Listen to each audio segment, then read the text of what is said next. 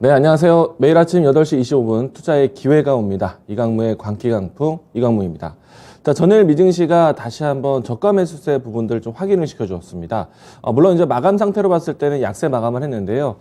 장중의 모습만 본다라면은 그래도 어제 우리 증시가 크게 밀렸었던 분위기들은 찾아볼 수는 없었다. 자, 글로벌 전체적으로 낙폭과대 인식이라든가 저가 매수세에 대한 부분들을 확인한다면은 우리 증시도 이제는 좀 이 하락에 대한 추이를 멈추지 않을까 예상을 해보고 있습니다. 자, 그러면 미증시에 대한 주가 흐름 보면서 미증시에 대한 이 가격 지지선을 확인해 보도록 하겠는데요. 자, 나스닥 종합지수를 보도록 하겠습니다. 자, 주가를 보시게 되면은 미증시는 사실 마감 자체는 마이너스 0.15% 약세 마감을 했습니다. 자, 하지만은 주가를 보시게 되면은 최근에 일봉 상태에서의 양봉 캔들이 많이 나오고 있는 상태인데요. 자, 이 모습은 장중의 저점을 자후반대까지 반등하는 모습으로 마감을 했다는 얘기입니다. 그러니까 이 장중에 이 시세가 밀리는 것보다 장중에 반등하는 모습들을 시도가 많았다는 얘기인데요. 자, 어제 같은 경우에는 상승폭을 반납하면서 마감을 했지만은 장중에 반등에 대한 모습들이 연출이 되었기 때문에 시초가 대비해서 마감은 플러스의 모습들, 그러니까 양봉의 모습으로 마감을 했다라고 할 수 있겠고요. 자, 어제 장중 상승 분위기에 대한 부분들을 하락하게 된 이유 중에 하나는요. 파월 의장이 장중 발언을 하면서 시장에서는 약세 마감을 했는데요. 자, 일단 경기 침체 가능성에 대한 부분들을 인정을 했습니다. 때문에 앞으로 경기 부양이라든지 통화 정책에 대한 변화가 필요하다라는 이야기 꺼냈고요. 다만 고물가가 지속되는 가운데에서는 계속해서 금리 인상을 하겠다라고 이야기를 했습니다. 자, 이 때문에 이 파월 의장에 대한 불안감으로 상승폭을 반납하긴 했지만 일각에서는 연준의 이 물가를 잡기 위한 금리 인상에 대한 조치가 연준의 의지를 확인했다, 신뢰도를 높이는 발언이었다라고 해석을 하기도 하고 있습니다. 자, 이 때문에 증시는 상승폭을 반납하긴 했지만 우리 증시의 위치에서는 그동안에 나타냈었던 나스닥의 일봉상의 분위기를 따라오지 않을까 생각을 하고 있는데요. 자, 물론 이제 글로벌 전체적인 문제이긴 하겠지만은 우리 시장에서 조금 더 강하게 악재화되고 있는 내용들, 고유가, 고환율, 그리고 고물가, 이와 같은 내용들이 좀 전해지다 보니까 어제처럼 한국은행이 앞으로 금리 인상에 대한 준비를 한다라는 이야기만 다시 한번 꺼내놔도 시장이 좀 약세 분위기를 만들고 있다라고 할 수가 있겠습니다. 자, 그러면 오늘 시장 출발을 앞서서 코스피에 대한 지수를 먼저 보도록 하겠는데, 자, 코스피 지수 차트 보도록 하겠습니다. 자, 상대적으로 나스닥보다 상당히 좀 떨어지고 있는 상태의 모습이고요. 특히나 어제 같은 경우에는 최근에 나타냈었던 저점을 이탈하는 모습이었기 때문에 상당히 투자 심리가 위축되는 그런 하루였다라고 할 수 있겠고요. 자, 이 때문에 최근에 이 대부분의 종목에 대한 분위기들이요, 반등하는 모습들을 찾아보기가 상당히 어려웠습니다. 대부분 밀리면서 마감을 했고요. 이 극소수만이 시장에서 반등하는 모습들이 연출됐기 때문에 극소수의 반등하는 모습들, 사실 이슈가 나온 종목들, 나온 산업들에 대해서만 변동이 있었다. 자, 그렇기 때문에 지금 글로벌 증시를 좀 눈치를 보면서 저점에 대한 테스트를 할 것으로 예상을 하고 있지만은 역시나 시장에 대한 변동에 대해서는 아직까지는 자신이 없다. 외국인의 환율이 아직까지도 어렵고요. 또 외국인의 환율이 좀 포지션을 변화하기 위한 환율에 대한 부담이 있는 상태입니다. 그렇기 때문에 매일매일 직접적인 뉴스 따라가시는 게 필요하겠다라고 이야기 드리겠고요. 자, 어제 같은 경우에는 오늘 주제를 원숭이 두창 이야기를 좀 드리기도 했었고, 그제 같은 경우에는 신재생, 그제 같은 경우에는 2차 전지, 이와 같이 직접적으로 뉴스에 나오는 부분들을 따라가자라고 이야기 드리겠습니다. 자, 그러면 오늘 여러분들이 지켜보셔야 되는 키워드 준비했는데요. 자, 오늘 제가 준비한 키워드는요, 장마입니다.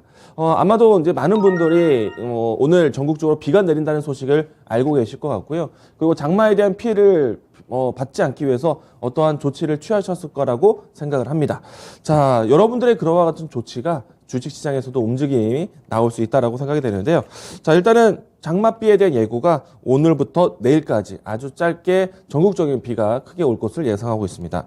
다만 이제 이번 이 비 소식 이후에요, 장마 전선이 계속해서 북상하면서 폭우가 내리기도 하고, 또 한편으로는 비가 그치고 난 다음에 폭염이 되기도 하고 다시 한번 폭우가 내린다라는 일기예보가 있습니다. 상당한 기간 동안에 이와 같이 좀 날씨 변화가 좀 클 것 같고요. 이 때문에 이 장마 관련된 종목들 혹은 폭염 관련된 종목들을 함께 보실 수가 있을 것 같습니다. 자, 우선 이제 장마에 대한 이야기를 좀 건네드리면요.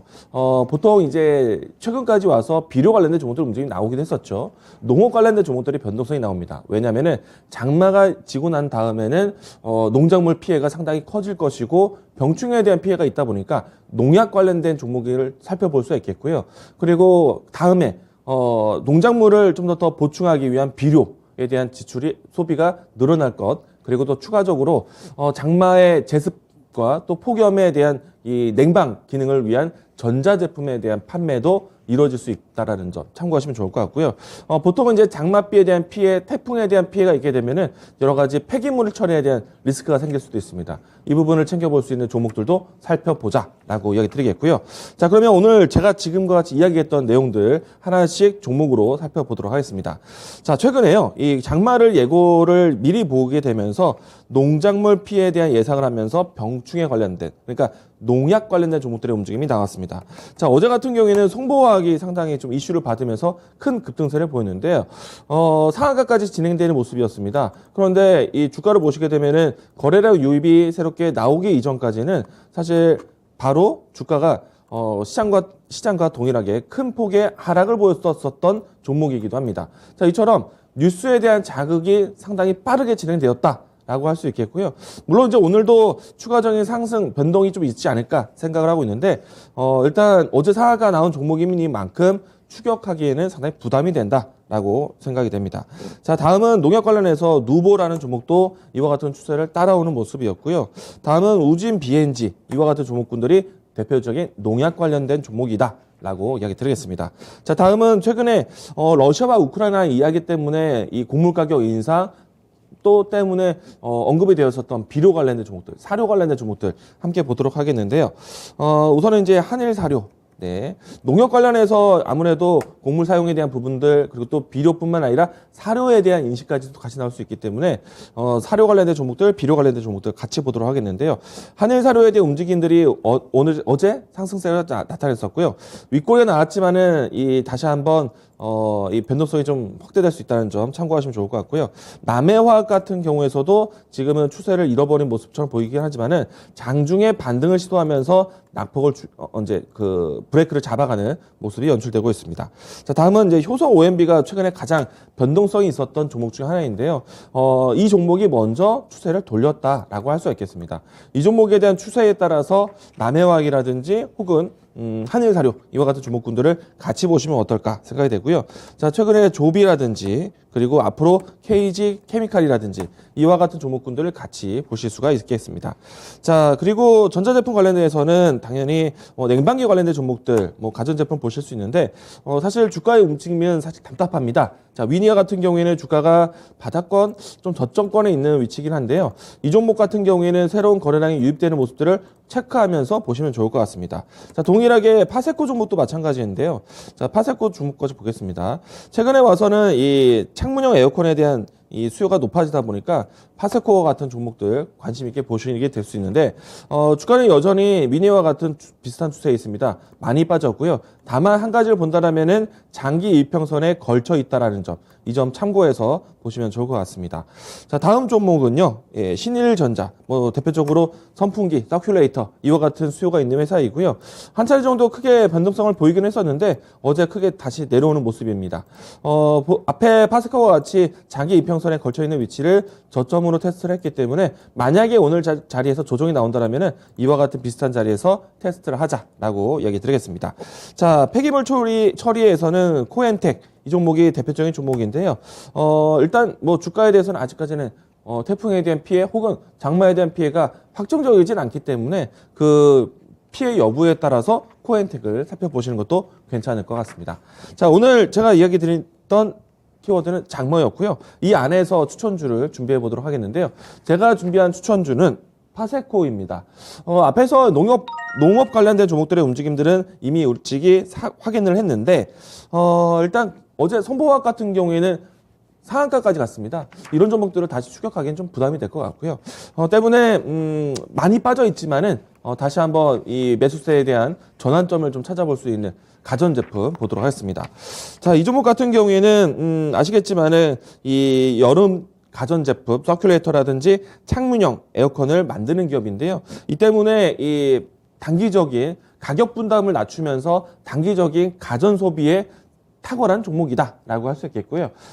지금 6월 달에 본격적으로 더워질 것을 예고하면서 5월부터 해서 풀 가동되고 있는 생산 라인을 본다라면은 이번 무더위와 또 이 폭우에 있는 시점에서는 상당히 좀 이벤트가 되지 않을까. 물론 이제 비가 올 때는 창문형 에어컨 사용이 좀 어렵겠죠. 그런데 이 비가 오고 난 다음에 폭염이 올 것이고 또 다시 비가 올 것이고 무더위에 대한 대비를 하자라고 이야기 드리겠습니다. 자, 이 종목에 대한 주가 흐름 보면서 가격적인 전략 보도록 하겠는데요. 자, 주가를 보시면은 앞에서 이야기 드린 것처럼 최근에 주가가 상당히 어렵습니다. 그리고 이 종목 또한 위니아처럼 새로운 거래량이 유입되기 이전까지는 사실 좀 답답한 흐름이 연출될 것 같고요. 대신에 이제 주가를 보시게 되면은 장기 이평선에 대한 추세를 정직하게 따라가고 있기 때문에 현재의 위치에서는 다음 무더위를 위해서 준비할 수 있는 종목이다라고 참고하시면 좋을 것 같습니다. 자, 보면 가격적인 전략 보도록 하겠는데요. 자, 일단은 가격 밴드는 15,000원에서 16,000원 사이에서 접근 이야기 드리도록 하겠고요. 그리고 1차적인 목표가는 직전에 있었던 이평선에 대한 이 상단을 만날 수 있는 18,000원 라인대를 제시하도록 하겠습니다. 올라온다면 21선과 만날 수 있을 것 같고요. 손절 라인대는 14,000원 제시하도록 하겠습니다. 오늘 제가 준비한 추천주는 파세코입니다.